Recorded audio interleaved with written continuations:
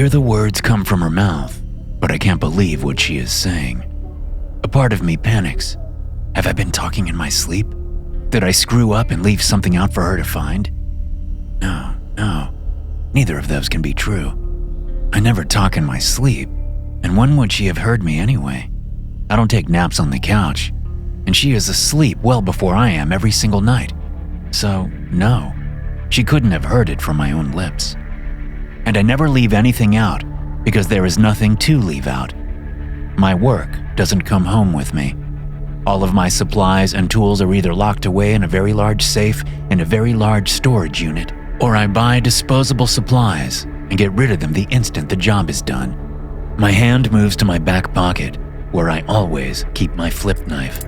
My brown eyes lock onto her green ones. "Where did you hear that?" I ask my 6-year-old daughter as she watches me from across the kitchen table, a spoonful of cereal halfway to her mouth. "Hear what?" she asks, looking around. "I don't hear anything, Daddy." "What you just said to me," I say, keeping my voice even and calm. "About the short man with the yellow baseball cap. Where did you hear about him?" "Dottie?" she says and shrugs. Then she puts the cereal in her mouth and chews loudly. "Dottie?" I ask, trying to figure out who in the hell she's talking about. The neighbor in the apartment to our left is Carol. The one on the right is Dennis. We sometimes meet people at the wall of mailboxes, but I cannot remember anyone named Dottie. And part of my job is remembering every little detail that I come across. You never know when something little can become something huge, like right now. "Who is Dottie?" Tisha, my daughter, laughs and takes another bite. "You're silly, Daddy." "Tisha, I need you to tell me the truth." I use all of my resources to stay calm, to stay cool, to keep things easy and breezy. "Who is Dottie?" Tisha frowns and cocks her head. Then she takes another bite and chews. Then another bite and chews. Then another bite and... "Tisha!" I shout and smack my hand down on the table. "Who is Dottie?" Tisha's upper lip quivers, and I know I've gone too far. "What's going on in there?" My wife, Elaine, calls out from her office. "Sorry." I apologize to Tisha as fast as possible. Sorry, sweetie. Daddy is being silly, okay?" Tisha's lip slows, then stops quivering. Meltdown averted. "Everything all right?" Elaine comes into the kitchen. "I heard banging and shouting." I was telling a story and got excited. I smile at my daughter. "Right, Tisha girl?" Tisha nods and takes another bite of cereal. But she watches me very closely as she does it. I can sense Elaine noting the behavior. I wait for the question and am not surprised when it comes. "Mark, can we talk in the hall?" "Sure, babe," I say and get up.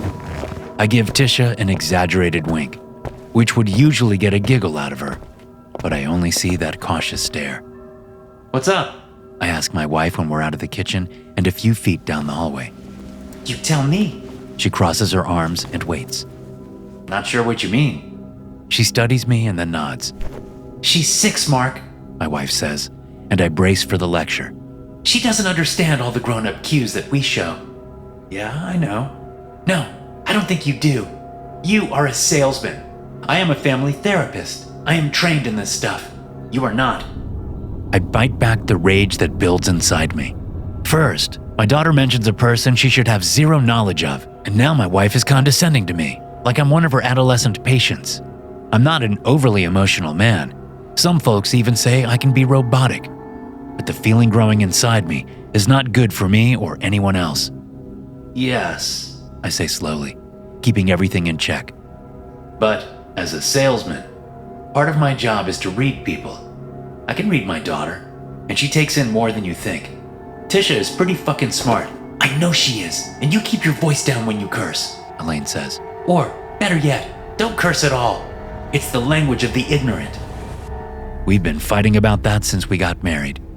How my background is basically one step above being a carny, and her background is just shy of being royalty. I come from the ignorant. She comes from the well-educated. Or she thinks. It's not like the background story I told her when we first met is real. "Sorry." I swallow all the words I want to shout about how she's lucky she has my ignorant ass since my income is close to 10 times what hers is. But I don't say those words because as far as Elaine knows, I only make slightly more than she does. The rest gets stored as bundles of 20s in that very large safe and that very large storage unit. The sorries are wearing thin. And not for the first time this week. A lot about me is getting thin, according to her. I'd be waiting for the D word, as in divorce, to get thrown at me. But how would it look if a family therapist gets divorced? Or what would her friends and family say? Not to mention our accountant, dentist, family doctor, and all the other useless fuckers who suck the life out of me. What would all those fucks think? I'll try harder. Elaine snorts, then turns to go back to her office. I have a telesession in 5 minutes. Please try to keep it down. Before she can duck into her office, I ask, Who's Dottie? Elaine turns and frowns at me. Really? She asks, and I know I've just dug my already deep hole just a little deeper. But it's not something I can just let go. I have to know. Yeah, really. I wait. She studies me, then shakes her head with a pitying look on her face. Dottie is our daughter's imaginary friend, she says. The one she's had since she was 2. Oh, right. It comes back to me. Imaginary. That's why I hadn't clocked who Dottie was. Who gives a shit about imaginary friends? Apparently, considering what my daughter said, I should. I very much should. Oh, right, Elaine mocks. And then she has gone into her office, the door closing a little too strongly for my taste. Not that my taste matters much in this apartment. No, as far as everyone knows, I'm the mild-mannered, somewhat boring husband to Elaine and father to Tisha. I'm the guy the doorman sees every single day, yet somehow has to remember I live here. I'm the neighbor no one bothers to make small talk with because why would they waste time on a milquetoast like me? I'm a nothing, a gnat that is bothersome then disappears, forgotten even before I'm gone. And that's just the way I like it. Hard to do what I do when you get noticed. I've cultivated this wallflower, shucks, don't mind me, persona, and it has paid off in dividends. Rarely does anyone even glance my way, unless I do something specifically to get them to look in my direction. I'm almost surprised that surveillance equipment even picks me up. But you'd have to be a ghost to not be noticed by security cameras. Or an imaginary friend.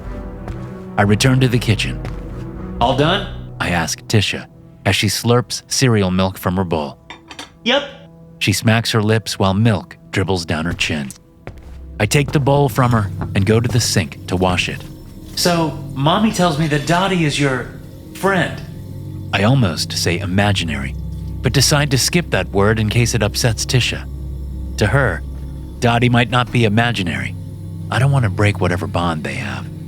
No, right now, I need that bond intact so I can get some real answers out of my daughter. Yeah, Daddy, duh, Tisha says. The does started last week.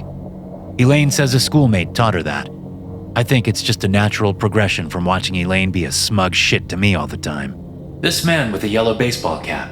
I set the clean cereal bowl in the dish rack. How does Dottie know him? She saw him. She saw him? How? Tisha shrugs. Tisha, sweetie, how could Dottie see him? Tisha shrugs again. I close my eyes and shake my head. Then I open my eyes and give my daughter a huge smile. But I can tell she's not buying it. I screwed up when I lost my temper.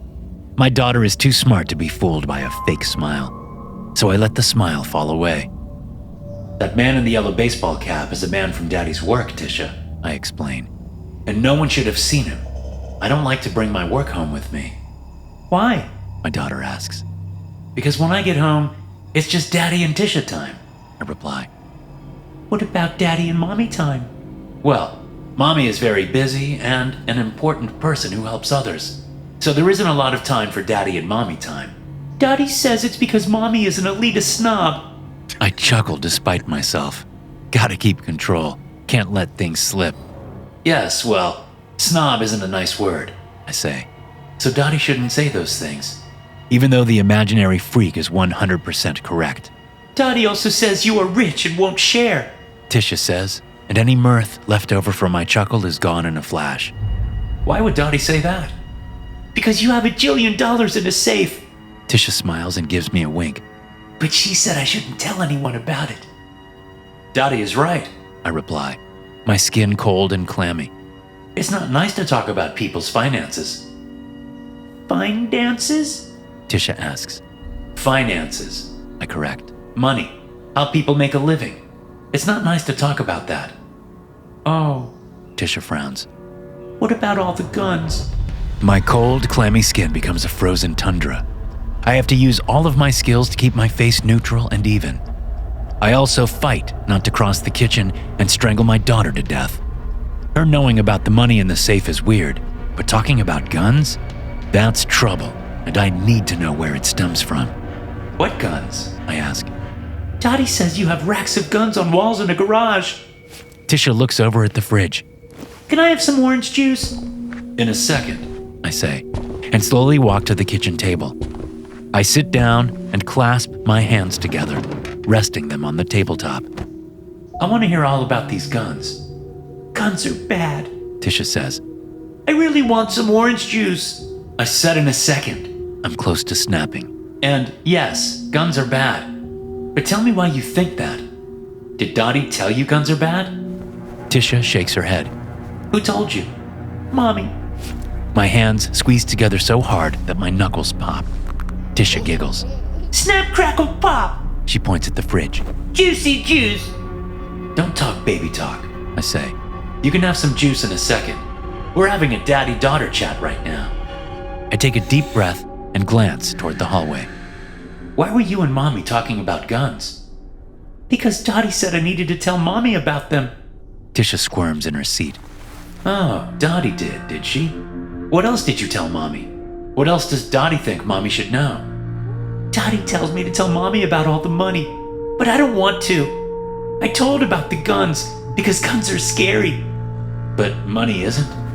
Tisha shakes her head. Why not? Because you and Mommy have jobs and jobs make money and we need money, so money isn't bad. She explains in one long breath. I nod. Yep, that's all true. But Dottie is mad at me because I didn't tell Mommy about the money. Well, Dottie can stay mad. It's none of her business. Tisha shakes her head. Dottie says it is her business. She says some of the money is hers and that you don't deserve to have it. The money is hers? She says some of it is, yeah. Why would she say that? Tisha goes very quiet and looks down at the table. Tisha, sweetie, why would Dottie think some of the money is hers? Tisha doesn't respond. She keeps staring at the table. Come on, Tishy Bishy, I say and reach out and take her hands in mine.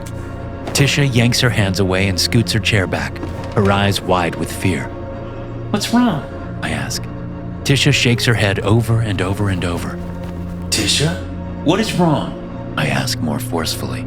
Tell Daddy what's wrong. Daddy says he'll kill me. Tisha whispers in a terrified voice. What? I whisper back, my eyes flitting to the hallway again. She says that you aren't who you say you are, and that all the things you have done are bad things, and that you will kill me because Dottie told me all about the bad things and the money and the guns and the garage with the sliding door and the other garages around it and... That's enough! I snap and slap the table. Again, I look toward the hallway, but I don't hear Elaine's office door open. Sweetie, I'd never hurt you, I add. Tisha stares at me, and I can see that she doesn't believe me. Which is fair. I don't believe me either. I mean, I knew the day might come when I had to make a choice between my work and my family. So many dads do. Moms too. Being a working parent is hard. You sacrifice a lot to find the right balance. But balance can't last forever, especially when you are dealing with other people. Other people mess up that balance so fast, they come into your life and screw with the equilibrium. You meet a nice woman that you think you can live with. You woo her, you court her, you ask her to marry you. She says yes, and you build a life. A life that is a smokescreen, a cover for your real life. You go through all the motions, the wedding, the vacations, the never-ending sex, the dinners out, the friends you have to make so you can have dinners out with friends, the in-laws and all of their animosity and derision, the sex that slows but not before you find out there's a kid on the way. A kid. A responsibility. You think about taking care of that little snag. You had been careful, so that shouldn't have happened. But you find out that your wife has gone off the pill without telling you, and suddenly there's a baby girl on the way. And yes, you still think of taking care of the problem, except it turns out that your wife waited until it was past the time when things can be taken care of before she told you. You get trapped. A marriage you set up because it was a great story to have. Baby girl on the way. You think of maybe ending it all, taking the life you've built and burning it to the ground, starting over, starting fresh, finding a new wife in a new city, someone who can't have kids, who can't mess up the plan. Then that little baby girl pops out and you see her for the first time, and you feel absolutely nothing. No love, not even a hint of any warmth. But you do see possibility. You do see opportunity. Everyone coos at the new baby, but they also coo at you. They say how proud you must be and what a wonderful father you'll be, and how this will only change your life for the better. Then someone puts that baby girl in your arms and you look down at her. Then you look around the room at all the huge smiles. You smile too. You are daddy now. You love your little baby girl with your very soul, even though you have no soul. And if it were up to you, you'd just dump her in the trash can outside the delivery room and call it a day. But she'll make a great addition to the smokescreen. I'd never hurt you, I say to Tisha. Never, ever. Daddy says you killed a boy my age, Tisha says, her head cocked like she's listening to someone right now. She says you strangled him, then put his body by the front door so when the parents came home they would be distracted and you could go. Tisha sniffs loudly, then lifts one hand and makes a finger gun. She aims it at the floor and fires it twice. No pew-pew or pow-pow sounds, just a falling of the thumb once and again. I don't say a word. Daddy says that you left that family on their front steps, Tisha continues.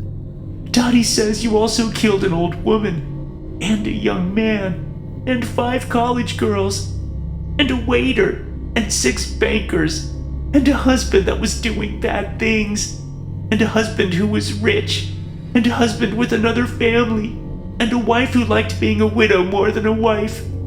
Her chest is heaving as she finishes her long list of my work life. And she isn't wrong. Dottie nailed it on the head. Every single one of those things is a past job.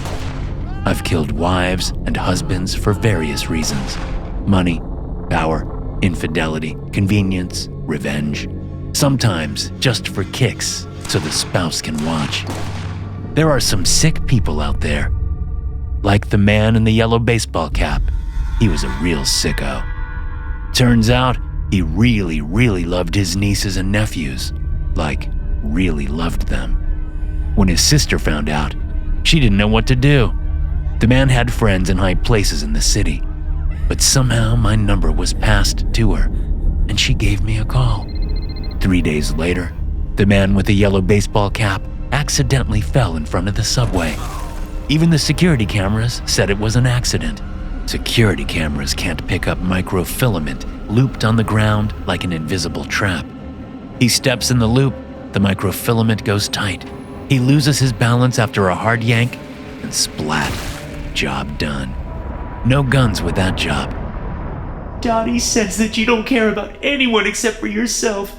She says you don't care about the money. She says you like to hurt the people. Dottie says a lot, I reply. My daughter and I stare at each other for a long while. Then the office door opens and Elaine calls out. All done for the day. Who wants to go get ice cream? Me! Tisha shouts and jumps up and down, her Dottie trauma instantly forgotten.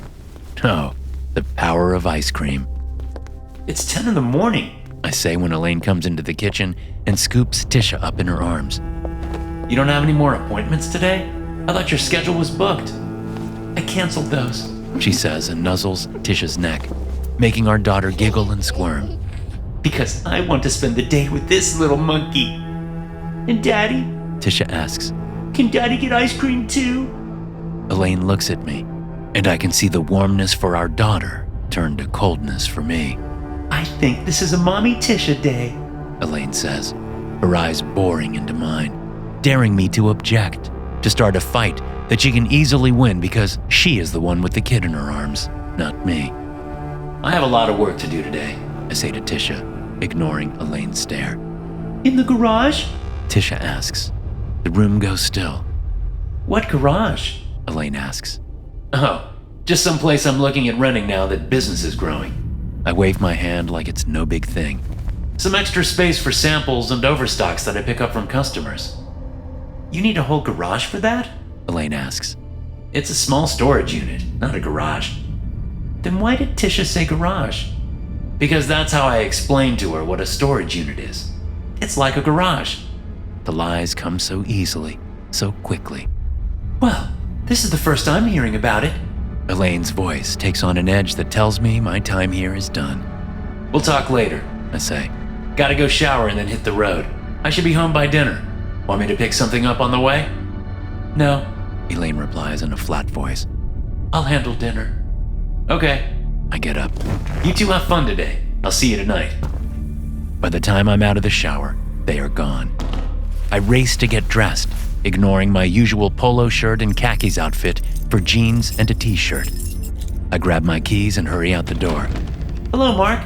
Carol says as we both step out of our apartments at the same time. Off to work? I am. She looks me up and down, taking in my jeans and t-shirt. Gonna be moving some boxes around. Don't want to ruin my work clothes. She nods and starts to walk away, then pauses. Oh, tell Elaine that I can for sure watch Tisha later, she says. It's really no problem. I assume it's because you'll be working late moving all those boxes. Yep, that's it. I appreciate it. Of course. She walks down the hall to the elevator. I turn the other way and take the stairs. What's Elaine up to? Why is Carol watching Tisha later? When I get down to the parking garage, I still have no answers to those questions. I find my plain white Honda Civic and drive it slowly, carefully out of the garage, like a normal husband and father would. Not like a man panicking because secrets that should never have been known are suddenly known. Known by my daughter because her imaginary friend told her. The drive to the storage unit feels like it takes forever when it's only about 15 minutes. I hurry to the office and talk to the clerk, renting one of their box trucks for the day. Then I drive that box truck to my storage unit and park it right in front. Looking around, I unlock the unit, lift the door, step inside, and slide the door shut. Then I glance at all of my gear. Guns, blades, rope, crates, a rack of clothes for disguises, a dressing table with a mirror for when I need to change my appearance. The safe. I start there. I have learned over the years to keep everything I need in the unit at all times, including the heavy-duty dolly I use to move the safe. It nearly breaks my back, but I get it to the unit door, slide the door up, then roll the safe up into the back of the box truck. I get it secured and then return to the unit.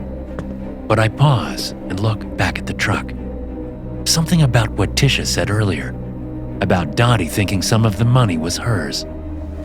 Look around the unit and my eyes fall on a sniper rifle hanging on the wall. The Dorothy Unger job. She wanted her father and uncle gone so she could inherit the family business. I took care of it. She refused to pay because it turned out there was a second will that she didn't know about and the business was sold off to a competitor. I told her that wasn't my problem. She didn't care.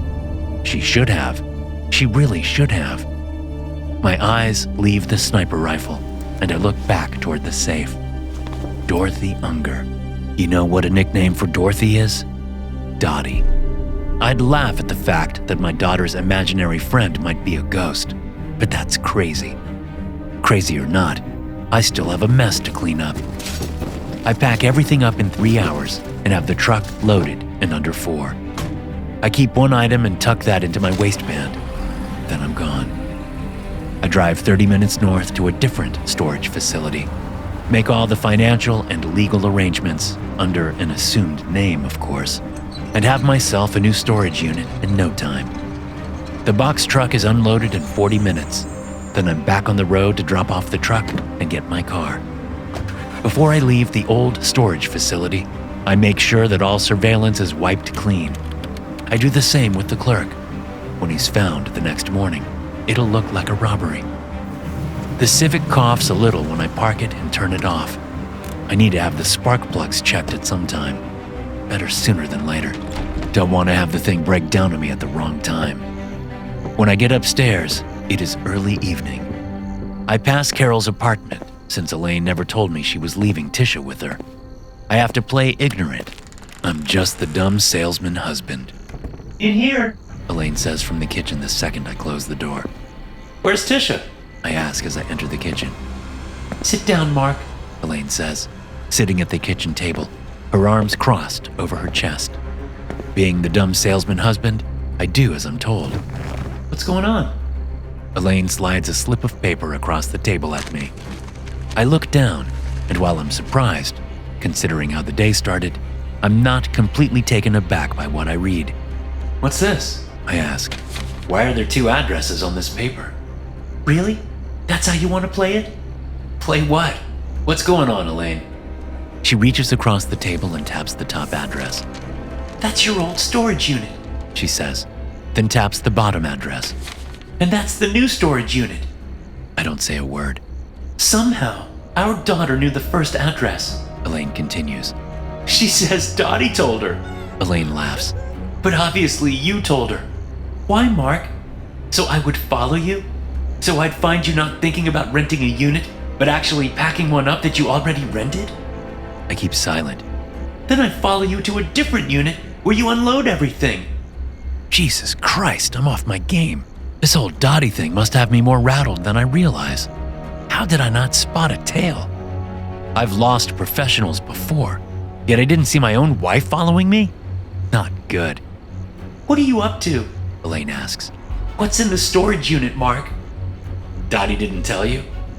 Dottie, Elaine says and laughs. Children cope in so many ways. Our child apparently found out about your lies, and her brain processed it in such a way that she needed her imaginary friend to be the one to reveal the truth. What truth? My hand slips down to what I have in my waistband. Oh, that you're definitely not a salesman, Elaine says. Tisha says you had guns in that storage unit, but I know that's not true. You, Mark Eversole, own a gun? Huh? You just shoot yourself in the foot. So you didn't see what was in the storage unit, I say, more to myself than to her. If she doesn't know about the guns, then I might have a way out of this. I saw the huge safe, Elaine admits. And a rack of clothes, then a whole lot of crates. She leans across the table. What was in those crates, Mark? I go back to being silent. Fine. She leans back. Doesn't matter. The lawyers will find out eventually. She smiles at the piece of paper. Especially since they have your new storage unit's address. What are the lawyers for, Elaine? My voice is steady, cold. What are the lawyers for? Elaine responds and laughs hard. What do you think, Mark? We're getting a divorce! Damn, she actually did it. I have underestimated my wife and my daughter. I won't make that mistake again. Divorce won't work for me, I say. Too much exposure, too many variables. Too much exposure? Too many variables? Elaine exclaims. What the hell are you talking? I have the little .22 out, aimed and fired before she can finish her sentence. I don't worry about the noise.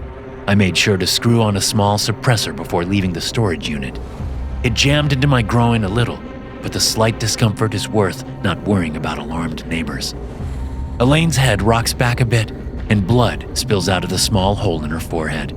There's no exit wound, not with a .22. No, that small caliber bullet ricocheted inside Elaine's skull, tearing apart her brain until it lost momentum and settled in a hunk of gray matter.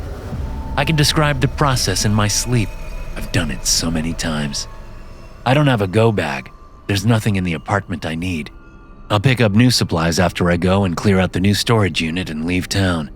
But first, a little housekeeping. Mark? Carol says when she opens her apartment door. She leans out and looks around the hall. I thought Elaine would come get Tisha.